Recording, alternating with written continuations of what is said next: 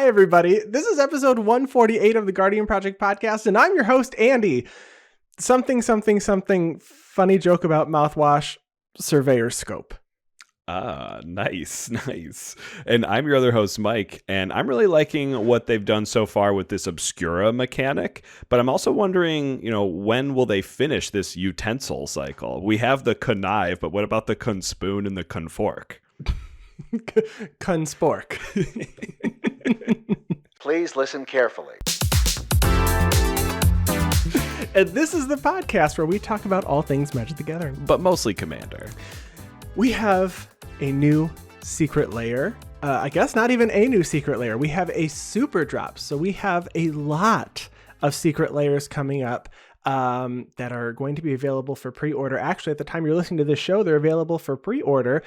So let's go through them. So this is the April 2022 super drop. And this has got actually seven different drops in it. The first one here is the Showcase Streets of New Capenna Gilded Foil Edition. So the overview here says the days move fast in the not so pristine metropolis of New Capenna.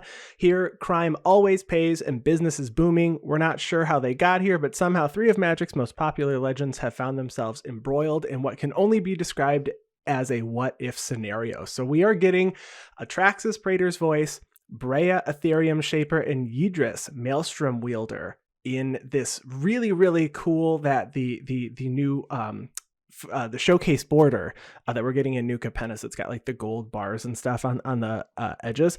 These are really cool. Yeah, and I'm happy to see them reprinted. Yeah, no, they definitely need a reprint. I mean, maybe Brea didn't need a reprint since it was printed in double masters, but Atraxa and Yidris definitely needed it, and they're really cool artwork.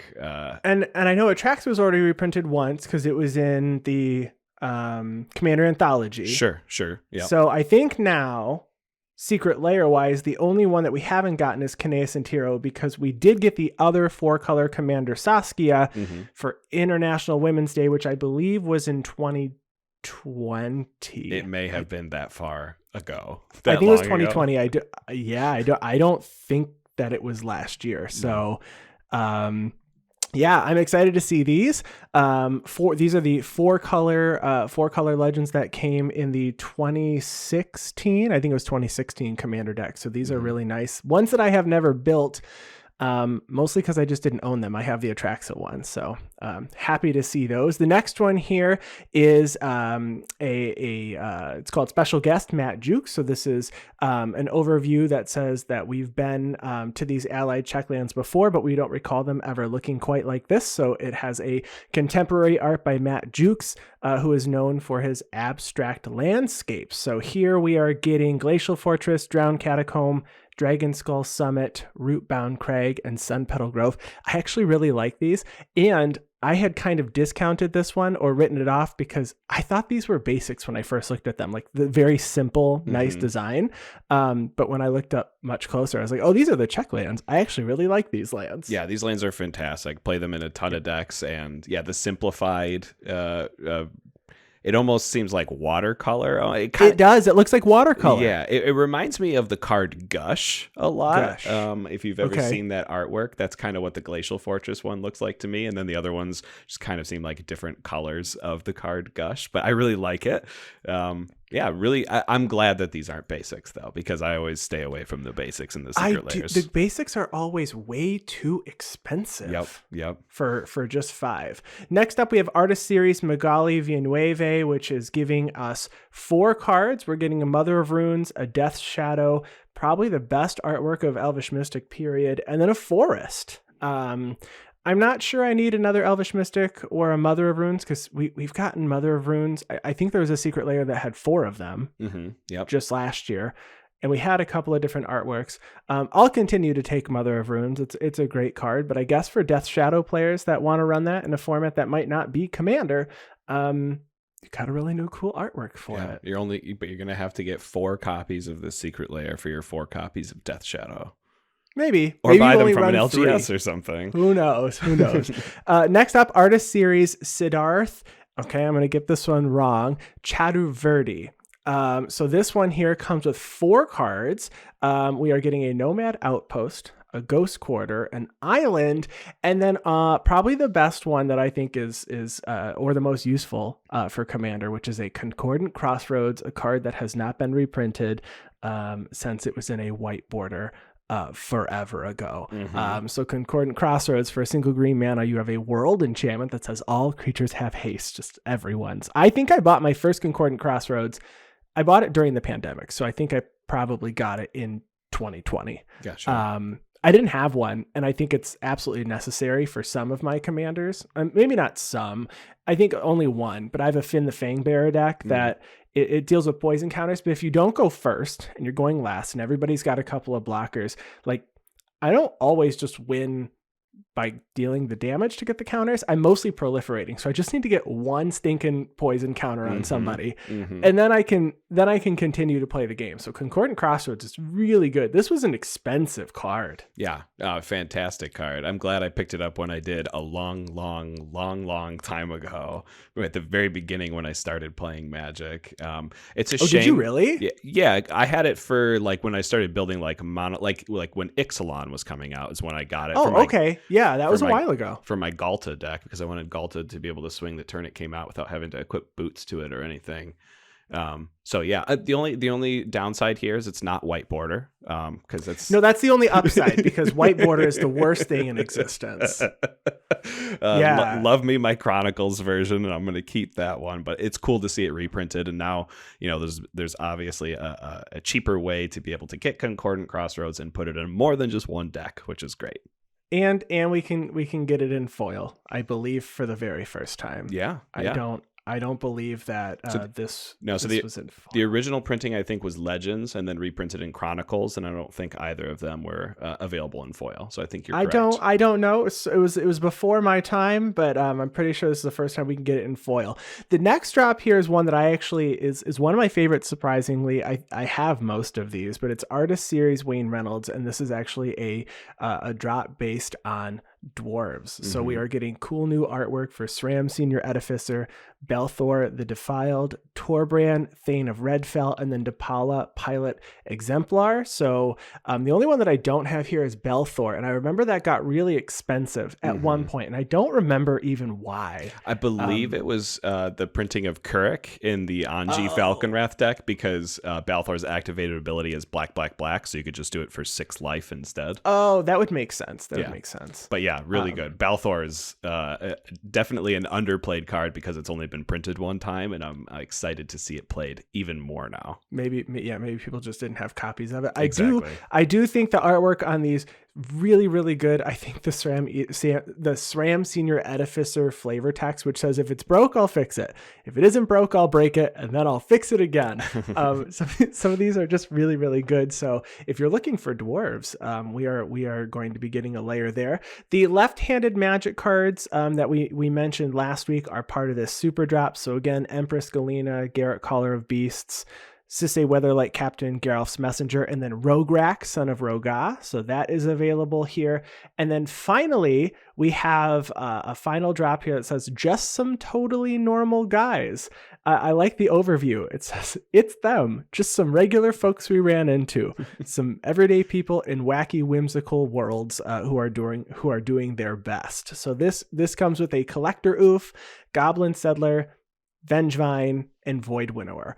All with really odd artworks. None of it really fits with any current Magic theme, but this reminds me a lot of the one that we got for those slimes. Yes. Like, it feels like in the same vein, not like that specific artwork, but kind of. It reminds me, like, somebody who drew that might have drawn something like this. Yeah, it doesn't feel too far off. I think I thought that Ooze artwork looked a lot like the cartoon Adventure Time, and I would say exactly the same thing about this one. Hey, but since you talked about some flavor text on the last one, can we talk about the flavor text on this Vengevine? And I'm going to try to get this right. But Rargle, argle, argle, argle. It's very good. It's the artwork is really good. I think the collector oof is really funny too, because it's holding this yellow sphere and it says, so this orb I got back at SphereCon 1993. It looks a lot like the 94 version, but it's actually rounder. This is what Magic players sound like to non-Magic players, talking about their alphas versus their betas right now. Yeah. And then these will all be available now for pre-order until May 9th at 9 a.m. Pacific time. So for us East Coast folks, that's noon. So they are up now, available till May 9th. But continuing, we also still have the Astrology Land series that is happening this year. So the Aries and the Pisces lands are out. If those are for you, they are... It's 5 lands that are basic lands for $30. If you really dig the artwork, go for it. I'm not sure this is where I will put my money, but again, I'm the guy that bought 15 or whatever of the full text lands. So okay, I'm just waiting for my astrology sign to come out. I'm waiting for my Gemini to see what that's going to look like. And then I don't have the Scorpio one yet. Yeah. Well, ultimately probably not get it, but I just want to see what it looks like. I just get a few. If you only have a couple of basic lands in a deck, it works really, really well. Mm-hmm. I mean, I do have some decks now, like my Gerard deck, that's getting to the point where it only has like 5 of each of the basics, because I'm trying to run like a hermit druid type situation going on in there. So the more basics I can remove, the better.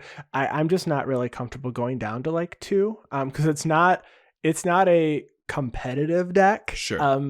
And if someone does back to basics me, I would deserve to get got so anyway, lots of Secret Lair stuff continuing to happen this year. But before we continue, we want to thank everybody who listens to us every week.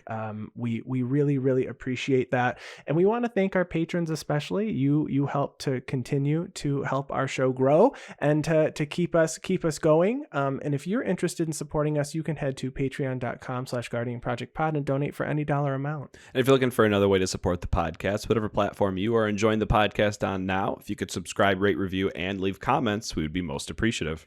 Yeah, just Google us. You can find us online at YouTube, Instagram, Twitter, just by searching Guardian Project Podcast. And you can email us if you want. If you have any questions or, you want to suggest a topic for the show, you can email us at guardianprojectpod@gmail.com.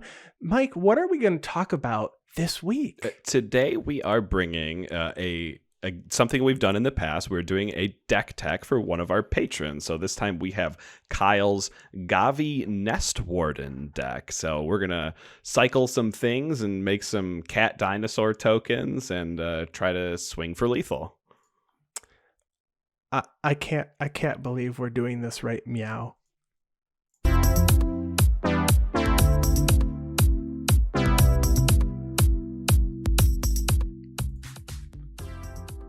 I also really wanted to insert a T-Rex scream there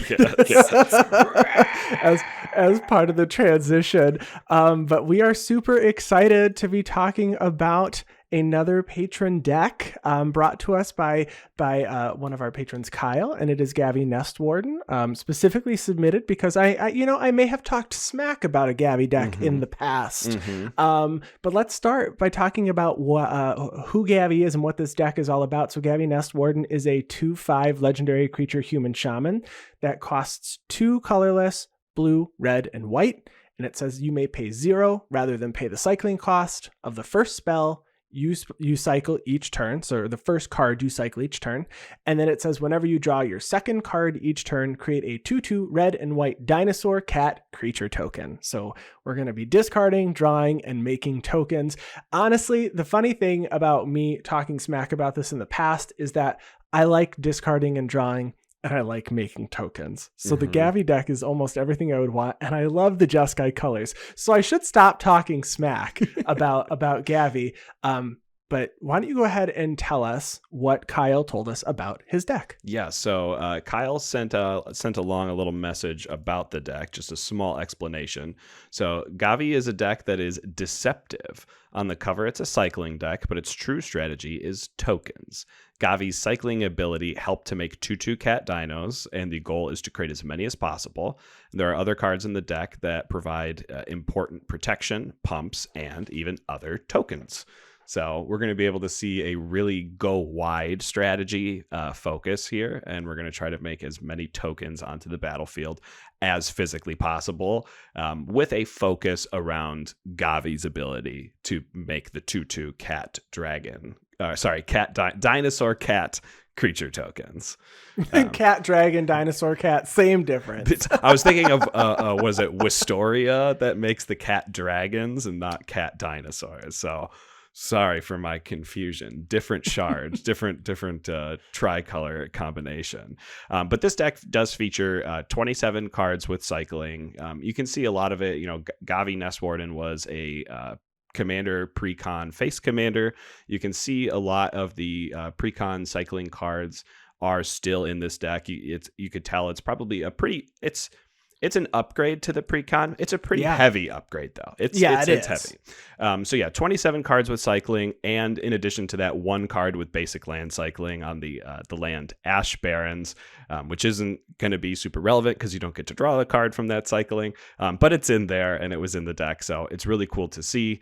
So that's basically what the deck is going to be focused on. But we're going to talk about some of the synergies and stuff that are going to be happening with all of this. So let's talk about some of the cycling payoffs here. So these are going to be cards that maybe get better with cycling, or you get extra payoffs by cycling cards. And the first one on here is Alhamrit's Archive. Now, this particular one you might not think has super merit in a cycling deck because it only cares about drawing cards, but the important part about cycling is the fact that you discard a card in order to draw one. So Alhamrit's Archive is a 5 mana legendary artifact, so you won't be able to make copies of this. So for 5 generic mana, you get a permanent that says if you would gain life, you gain twice that much life instead. Although there is a non-zero amount of life gain in this deck, that really isn't the focus for this card in this list. But the next line of if you would draw a card, except the first one you draw in each of your draw steps, you draw 2 cards instead. This is huge. This is going to be activating Gavi's second ability to create a 2/2 red white dinosaur cat every time you cycle 1 card, because you're going to be able to discard 1 card, draw 2. Not only are you turning what's normally a break even mechanic of discarding a card to draw 1 into card advantage, being able to draw 2, but you're automatically going to be able to create that token on other people's turns. And you get to do it basically for free because Gavi has your first cycle cost 0 instead. So very, very strong card in this slot. And I like that it does say, except the first one you draw in each of your draw steps, because when you cycle on somebody else's turn, it's not considered your draw step. Right. Yeah. So that free cycling on your opponent's turn is just going to draw you 2 cards instead of 1. Alhamrit's Archive is one of those cards where if I have extra copies and I have any sort of amount of card draw, maybe I want like 4 or 5 cards at least that would draw cards. Probably more than that, I guess. But Alhamrit's Archive is one that I wish I just had a few just laying around, but they're at that price point now where I don't just have them laying around to throw in decks, but it's a solid addition to any Gavi deck. The next card we have is Astral Drift, an enchantment that costs 2 and a white. It says whenever you cycle Astral Drift or cycle another card while Astral Drift is on the battlefield, you may exile target creature. If you do, return that card to the battlefield under its owner's control at the beginning of the next end step. Solid card that can wreck token strategies. If somebody's making large tokens, it's just out of there. And it has cycling itself.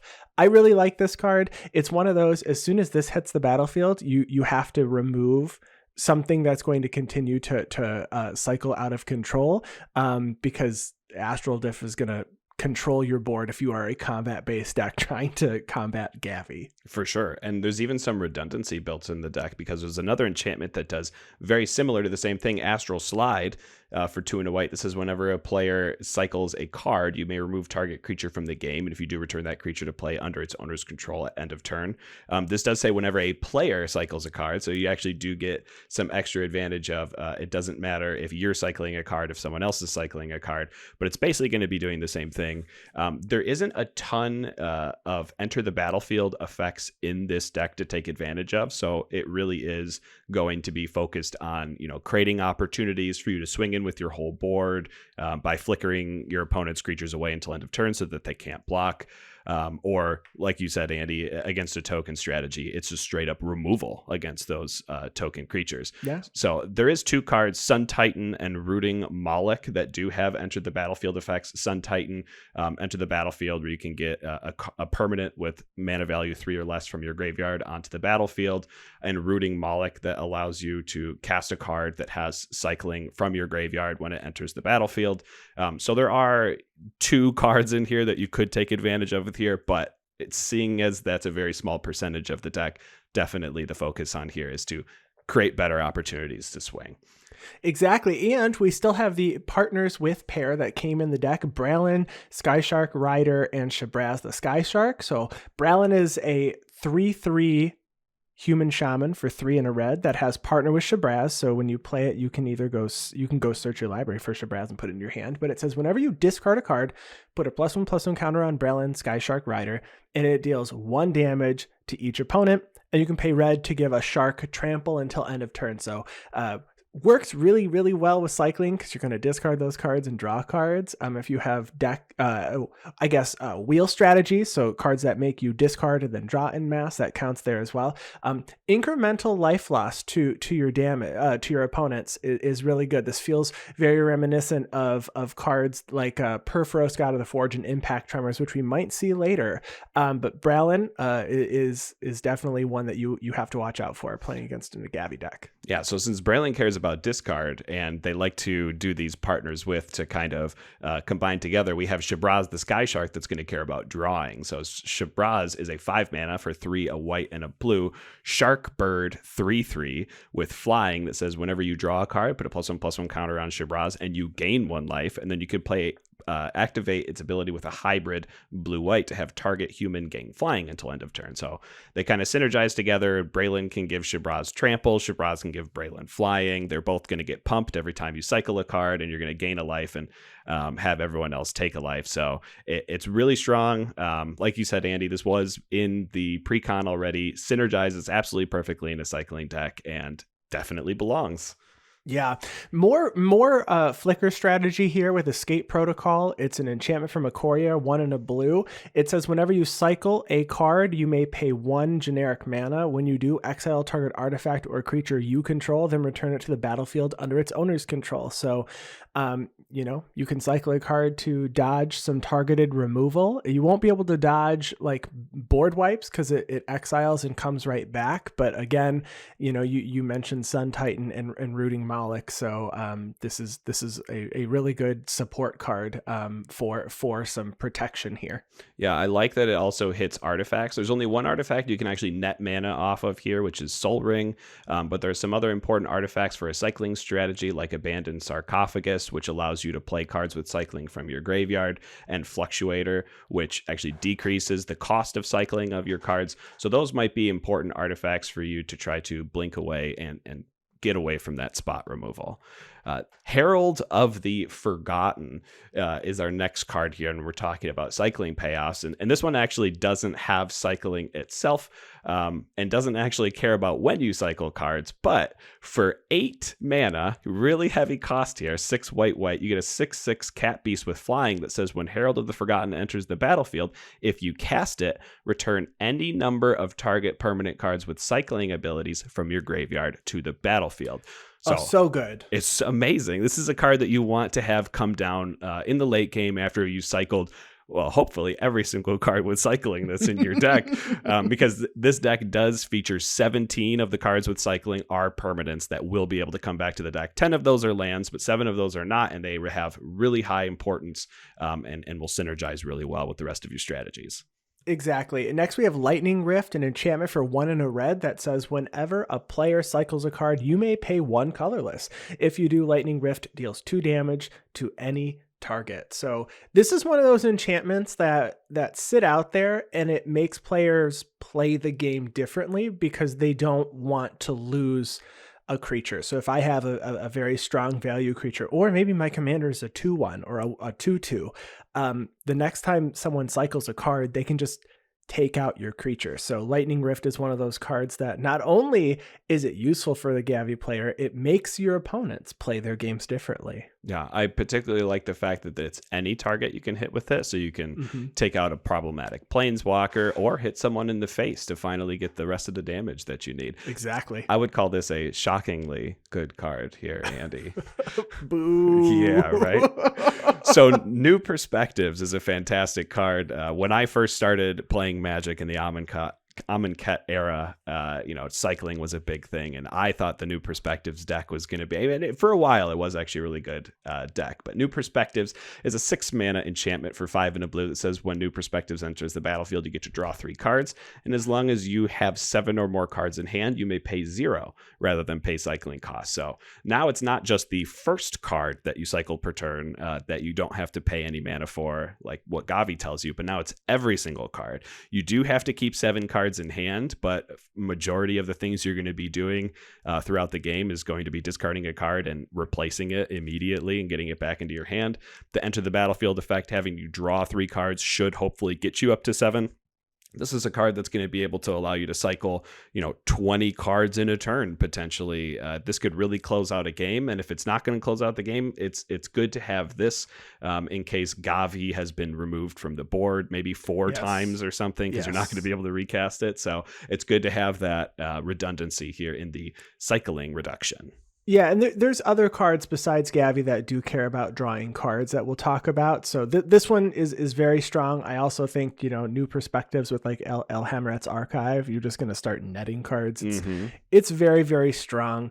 Next, we have 2 cards that actually deal damage when you draw a card. We have Niv Mizzet the Firemind and Psychosis Crawler. So Niv Mizzet is a 4/4 dragon wizard for 2 colorless, blue, blue, red, red. It is a 4/4 flyer that says whenever you draw a card, Niv Mizzet the Firemind deals 1 damage to any target. You can tap Niv Mizzet to draw a card. And then Psychosis Crawler is a 5 generic mana artifact creature horror with power and toughness of star. So its power and toughness are equal to the number of cards in your hand. And whenever you draw a card, each opponent loses a life. So both of these are going to deal incremental damage to your opponents as you draw cards throughout the game. It's one of those cards you sit there and you go, all right, it's been 3 damage. It's been, all right, it's 6 damage. Oh gosh, it's 15 damage. Oh, we're going to lose if we don't do something about these, because if somebody, and it's not even just the Gavi Nest Warden player. I run cards that like Windfall. Everybody discards and draws. Someone needs to find an answer and they go, well, I'll see if I can find an answer, even though this is going to kind of hurt us a little bit. These sit there and are terrifying. Some of these are probably the 2 most, other than the commander, the 2 most lightning rod creatures that I saw as we were creating our notes this week, that are like remove in a Gavi deck. So strong. Absolutely agree with you, Andy, on that one. But my favorite creature in this deck is actually this next one, and it's one that I don't know if people have like not figured it out yet, or maybe they're just not using it the right way. But it was also a print in the Gavi precon, and that's Surly Badgersaur. So for 4 mana, for 3 and a red, you get a Dinosaur Badger 3/3. It says whenever you discard a creature card, put a +1/+1 counter on Surly Badgersaur. Whenever you discard a land card, you create a treasure token. And whenever you discard a non-creature, non-land card, Surly Badgersaur.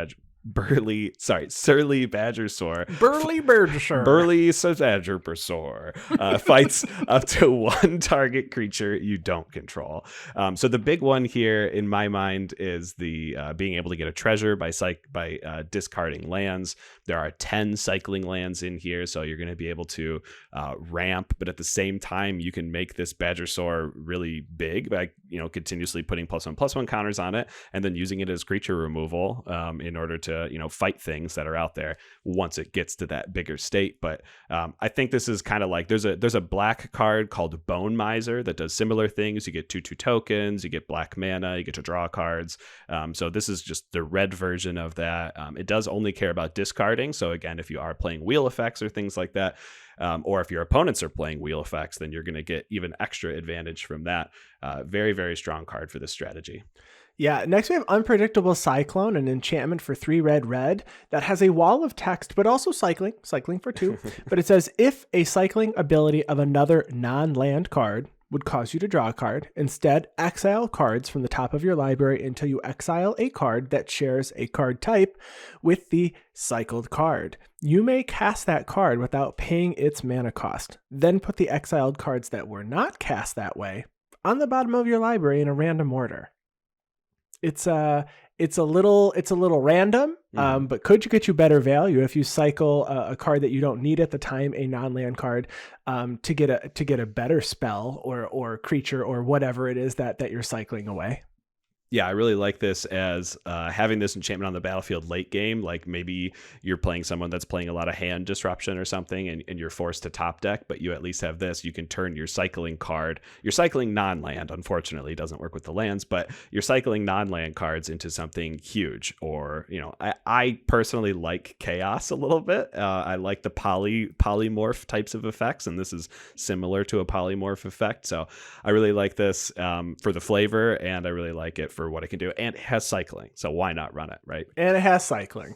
So the last one we have in this category here is Words of War, and I had never seen this card before. I'm going to be 100% honest, but it does seem to work for this strategy. So Words of War is a 3-mana enchantment, 2 and a red. It says you could pay 1 generic mana, and it says the next time you would draw a card this turn, Words of War deals 2 damage to target creature or player instead.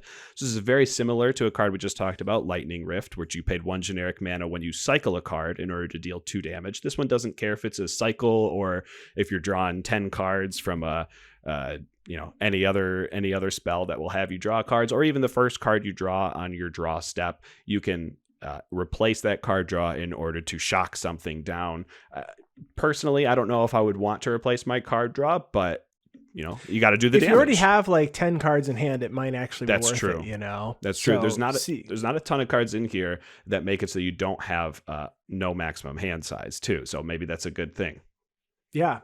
Very, very strong card. One that you don't see come up too often, but one that can do a lot of work if it is sitting out. Now let's move on to our next category here, which is dealing with creature tokens and things that are going to make creature tokens. So one of the other options from the actual precon as a commander is Akeem the Soaring Wind. So that is a 3/4 flying bird dinosaur for 2 blue, red, white. And it says, whenever you create 1 or more tokens for the first time each turn, create a 1/1 white bird creature token with flying.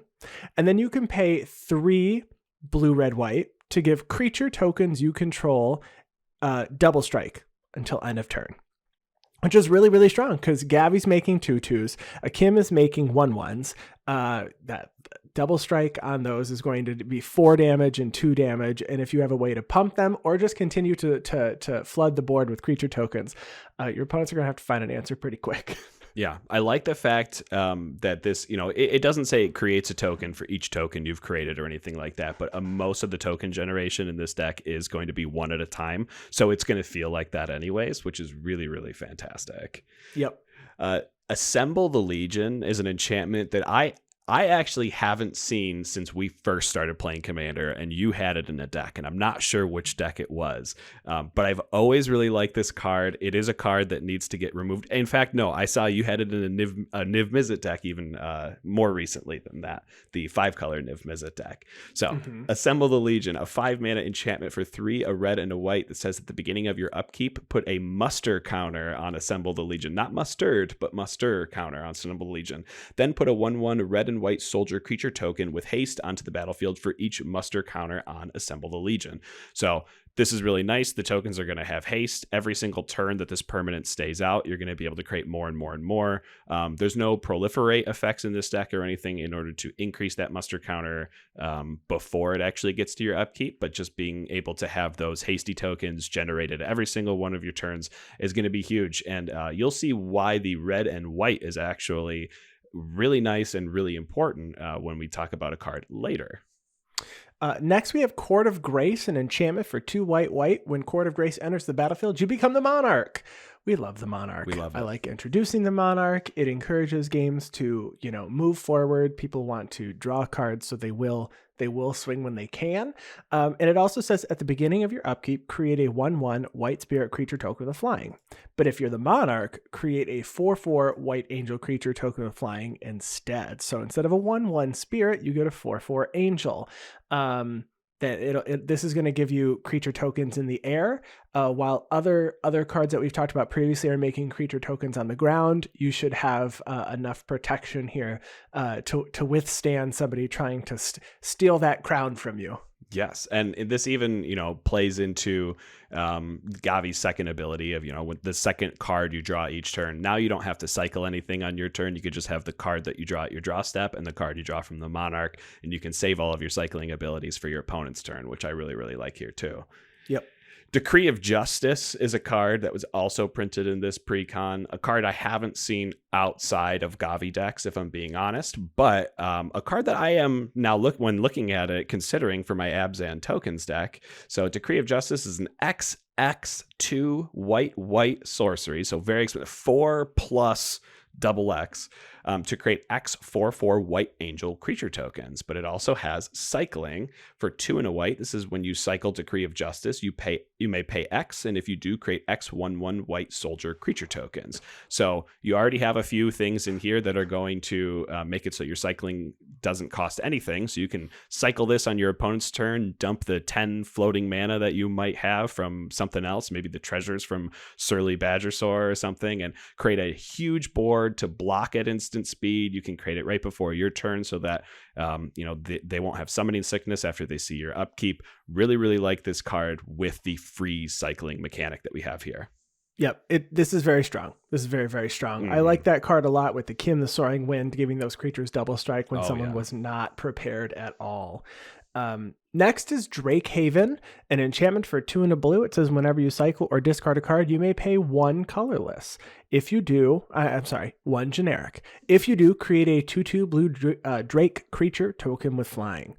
So we're going to be discarding and cycling a lot of cards in the Gavi deck. So you're probably going to land with a few 2/2 blue Drake creatures on the battlefield. Just a really good support card. Was in the pre-con as its reprint.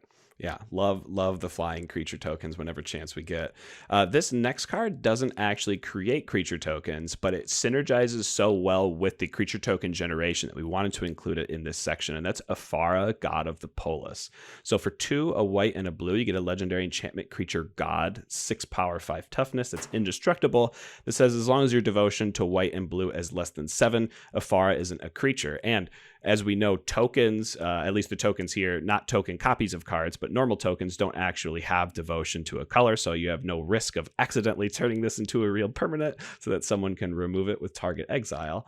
But the last section of text here, it says at the beginning of each upkeep, if you had another creature enter the battlefield under your control last turn, draw a card. So with this deck, please. Yeah, with this deck, you're going to be hopefully creating a creature token on every single person's turn. So drawing 4 cards per round of turns is a very, very strong here. Yeah, I think Afara is one of those cards where it sits out, and this is the one where you're going to just generate a lot of value. And if you land with the correct cards in your hand to cycle away and continue to draw and cycle, if you can make a creature token every turn around the table, you're netting 4 cards. Absolutely. And probably drawing into more cycling cards, allowing for you that it's a snowball effect. It is a snowball effect. It's a snowball effect. But things can get a little ominous with Ominous Seas, an enchantment, 1 and a blue. It says whenever you draw a card, put a foreshadow counter on Ominous Seas. Remove 8 foreshadow counters from Ominous Seas, and you create an 8/8 blue Kraken creature token, but it also has cycling. So if you get this out early, a turn 2, you can let it sit out and you might get a few 8/8 blue Kraken creature tokens. Or you can cycle it away if you get it late game for something that you might need at the time. I think this is a really cool card, and an 8/8 creature token is not anything to scoff at, especially if it's given double strike in the late game. Yeah, it's huge. I mean, this is the biggest token that they're going to make. There's no Desolation Twin in this deck, so this is the biggest token that you're going to make in this deck.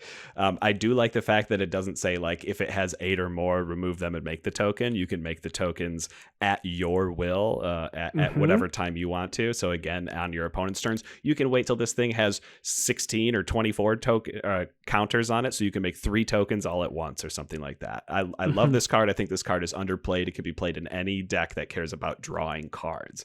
Yes. So this next card here, Skycat Sovereign, is also going to be a nice token generator for us. So for a white and a blue, you get an elemental cat 1/1 with flying. This says Skycat Sovereign gets +1/+1 for each other creature you control with flying. We've already talked about a lot of other cards in this deck that are going to be producing flying tokens that are going to pump this cat up into something very strong that already has evasion with flying. But it also has an activatable ability of 2 a white and a blue to create a 1/1 white cat bird creature token with flying. So you're going to be able to, at instant speed, create tokens to block, or if you're already swinging with Skycat Sovereign at instant speed, you're going to be able to pump it up more and more and more and more. So I really like this card in this deck. I think that card's great. I like the ability to continuously make creature tokens, and if you find yourself with some opponent, maybe you're playing against a deck that's doubling your mana, making so many of these cat birds will become a problem for your opponents. Big time. Big time. Spirit Cairn is the next card, an enchantment for 2 and a white. It says whenever a player discards a card, you may pay white, just 1 white mana. If you do, you create a 1/1 white spirit creature token with flying. I don't have a ton of information on how many times somebody plays, a wheel effect, or everybody discards a card and draws a card, or, what have you, from my games. But I can tell you that it happens a lot more than I feel like I think it happens. Sure. And this card, if you just have 3 or 4 white mana available because you're utilizing Gavi's 0 ability to cycle, or you have a new perspectives out so you can cycle for free, Spirit Cairn is going to make you a lot of creature tokens. Yeah, just I'm waiting for when we get our card that's going to turn all cards into planes in addition to their other types, the same way that we have in black and in green now. That way we can use every single land that we have on a wheel and create 21 of these spirit tokens, or 28 of these spirit tokens. Just waiting for that. That'll be an upgrade for this deck when that card comes out, and we'll talk about it at that point. So this next card here is a card that I think is a little near and dear to you, Andy, and that is the Locust God from Hour of Devastation. He's my best friend. Right. So the Locust God for 6 mana, 4 a blue and a red. You get a 4/4 legendary creature god with flying. It says whenever you draw a card, create a 1/1 blue and red insect creature token with flying and haste. Then you can pay 2 a blue and a red to draw a card and then discard a card. And whenever the Locust God dies, return it to its owner's hand at the beginning of the next end step. So this one you don't have to pay any mana into. It doesn't matter if you're cycling or just drawing a card, and the things that you're getting are flying and have haste. This is really, really powerful. Like, we talk about how powerful some of these other cards are. This is really, really, really strong here, because it doesn't matter, again, if it's the first card you draw on your turn, if someone wheels, or if you are just doing generic cycling, but at the same time there's an activatable ability that's doing cycling in a way, right? It's looting. You get to draw a card and then discard a card, so you're always going to be able to generate more tokens, and it's going to help you activate Gavi's second ability to again generate more tokens. This is really, and it even dodges, maybe doesn't dodge removal, but gets around removal by being able to return it to your hand after it dies and goes to your graveyard. Yeah, this deck has like 5 secret commanders, which is really nice because they all synergize really well. Like, so Gavi's great. Bralin and Shabraz, as they partner together, is very, very strong. Akim the Soaring Wind's great, and Niv Mizzet the Firemind, but the Locust God is just the one that it's so hard to remove too, because it's final text that if it dies, return it to its owner's hand at the beginning of the next end step. It's going to come back. So if you don't exile the Locust God, you're going to have to just continue to deal with the Locusts that they continue to swarm the board. Probably this is that card where it's just, if you land this, the game's in your favor for sure. You have to deal with this one too. And finally, in this category, we've got Valiant Rescuer. So a 3/1 human soldier for 1 and a white. It says whenever you cycle another card for the first time each turn, you make a 1/1 white human soldier creature token. And it has cycling too. So you can cycle it away if you don't need it. If you get it early, the more you cycle, the more creature tokens you're going to get to protect you, or go in and steal the crown back if you manage to bring the monarch into the game, or just take somebody out who doesn't have creatures. Yeah, and we talked about before how we are creating the creatures one at a time, so this only being able to create 1 token per turn is not really a drawback for this card at all in this deck. Not at all. So now that we have a giant board state of tokens and we've taken advantage and we have a full grip on every single turn and all of our cycling is free, we still have to have a way to really win the game, pump our board, and do it in an efficient manner. So the first way we're going to be doing that is a card called Balefire Liege. So Balefire Liege, for 5 mana, you get for 5 mana, so 2 generic, hybrid red-white, hybrid red-white, hybrid red-white. You get a 2/4 Spirit Horror that says other red creatures you control get +1/+1. Other white creatures you control get +1/+1. Whenever you cast a red spell, Balefire Liege deals 3 damage to target player. And whenever you cast a white spell, you gain 3 life. Now, a majority of this deck isn't actually about casting spells. I mean, you are still going to be casting spells, but it's not the main point of the deck. You're activating abilities of cards in your hand, and that's what the cycling is. So the really big key part here is the fact that we are going to be pumping red creatures and white creatures at the same time. And if you have a creature that's both red and white, such as the cat dinosaurs that Gavi is making, or the soldiers that Assemble the Legion is making, those are both going to get +2/+2. The gaining life and damage to your opponents, the lightning bolts that you're going to be able to send out, are only giant pluses to this, but really just the +2/+2 anthem is what's going to be huge on this card. Yeah, this is a fantastic card for this deck, especially because you're the face commander, like the commander of the deck, is making tokens that are specifically getting the full advantage of this card. I like Balefire Liege a lot. The next card is Cather's Crusade, an enchantment for 3 white. It says whenever a creature enters the battlefield under your control, put a +1/+1 counter on each creature you control. So even though we're only making 1/1s off of Valiant Rescuer or Assemble the Legion or Court of Grace, even if you're not the monarch, you're making a 1/1 and then putting a +1/+1 counter on all of your creatures. So you're making 2 2s, then 3 3s. And if you do get to make a creature every single each person's turn around the board, on 3 other players' turns, you just landed yourself with a 1/1, a 2/2, and a 3/3 before it's even your turn. This card's great, and it's also one that will help you close out the game very quickly. Yeah, that's for sure. So speaking of closing out the games quickly, there is an artifact that I like that's going to help you make it so that your board is a little bit more resilient and evasive, and that's Eldrazi Monument. So for 5 generic mana, you get an artifact that says creatures you control get +1/+1 and have flying and indestructible. There's a little bit of a downside here, and it says at the beginning of your upkeep, you have to sacrifice a creature, and if you can't, you sacrifice Eldrazi Monument. Hopefully in this deck, we'll have a board state of, 30 creatures at a time. So being able to sacrifice one, maybe the last one that came in that only has 1 +1/+1 counter on it from our Cathar's Crusade, we can get rid of that one at the beginning of our upkeep. Yeah. The stars aligned. We've got Cathar's Crusade, Balefire Liege, Gavi, and the Locust God, and a few things going on. So yeah, just sack that last one. It's fine. We don't need that one. We'll take it out. We'll take them out with all the others. That's right. Very strong card. Man, flying. It gives everything that was on the ground flying. Yeah, that's so good. Synergizes really well with the Skycat Sovereign that we talked about before. If there wasn't enough flying token generation before, now everything's flying, and so Skycat is now massive. And finally, we have Perforos, God of the Forge here. It is a 6/5 legendary enchantment creature god for 3 and a red. Has indestructible and says as long as your devotion to red is less than 5, Perforos isn't a creature. It's possible that Perforos may become a creature with the actual cards in this deck, but the most important part says whenever another creature enters the battlefield under your control, Perforos deals 2 damage to each opponent, and then you can pay 2 and a red to give your creatures +1/+0 until end of turn. Dealing potentially 8 damage each turn, around the table. You deal 2 on yours and then 2 on each of your opponent's turns, and this is assuming you're not making any other creature tokens on those turns. The clock starts ticking. I like Perforos in any token deck. Solid card, one that I would always be happy to draw. Yeah, I think people do overlook that activated ability a lot too. When you go into swing with 10 things for 3 mana, you do 10 extra damage. So when you have 7/1/1 haste bugs with the Locust God, and then you pay 6 mana, they all become 3 power. Or you pay 9 mana to make them all 4 power.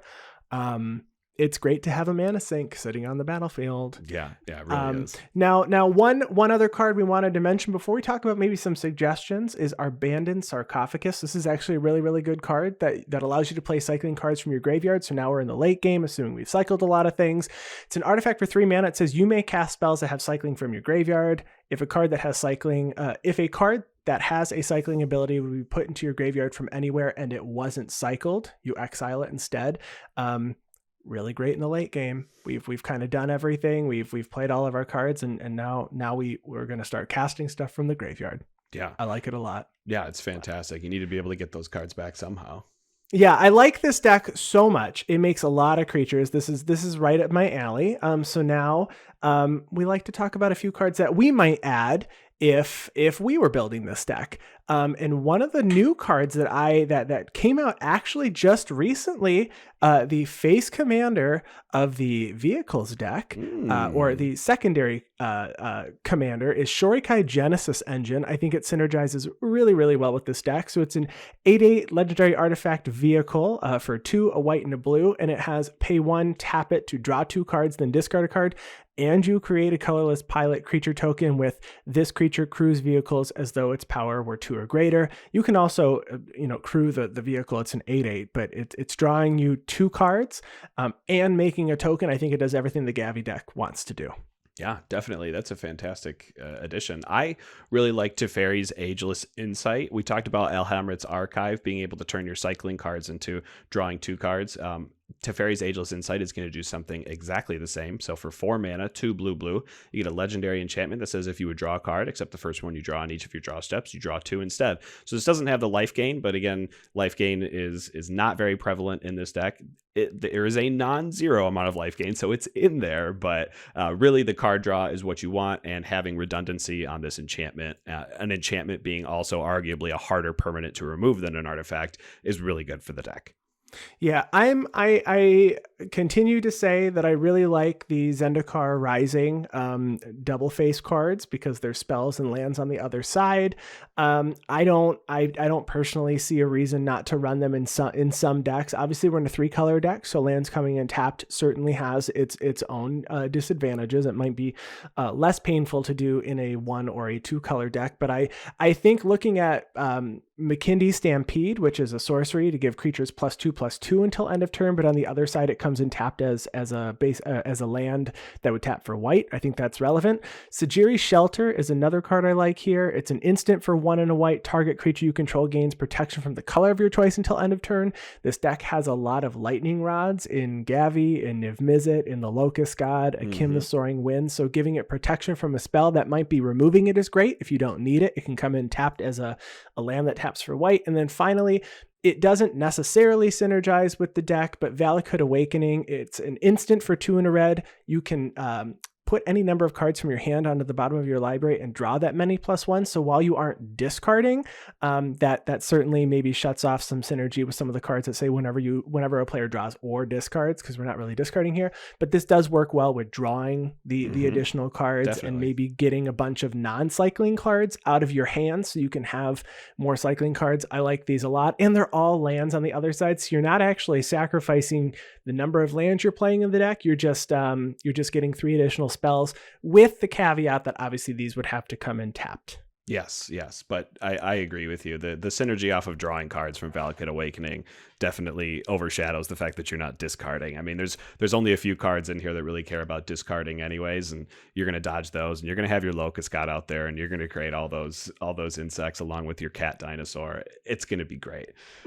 But if you do want to play into the discard strategy, there's actually 3 cards here that you can add. The first one here's Library of Lang, a pretty old card for 1 generic mana. You get an artifact that says you have no maximum hand size, and if effect causes you to discard a card, discard it, but you may put it on top of your library instead of into your graveyard.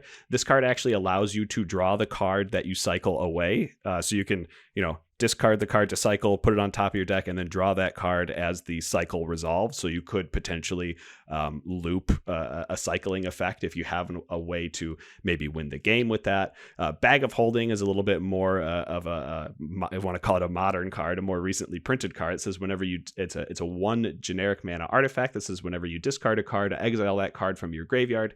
You can pay 2 and tap to draw a card, then discard a card, which will synergize well with your Gavi trigger, or 4 and tap to sacrifice Bag of Holding and return all cards exiled with Bag of Holding to their owner's hand. So that way you can actually return all of your cycling cards to your hand just in time for your new perspectives that you just drew, put it down on the battlefield, cycle them all for free.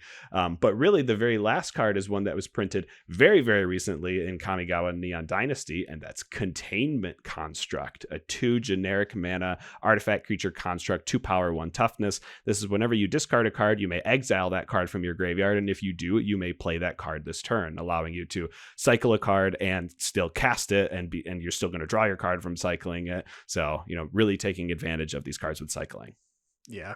The final card that I really, really wanted to talk about here, because we are playing with a bunch of tokens, is Reconnaissance Mission. This is a card that we've seen in many iterations before. We've seen the Biden of Thassa from Theros. We've seen Coastal Piracy, but this one is a new version that has cycling, but it's an enchantment for 2 blue. It says whenever a creature you control deals combat damage to a player, you may draw a card. And since the deck is focusing on going wide with a lot of tokens, there's a good chance that you might be able to swing in with 3 or 4 creatures, per turn, or even more, and draw all those extra cards. But if you get it in the late game, you can just cycle it away.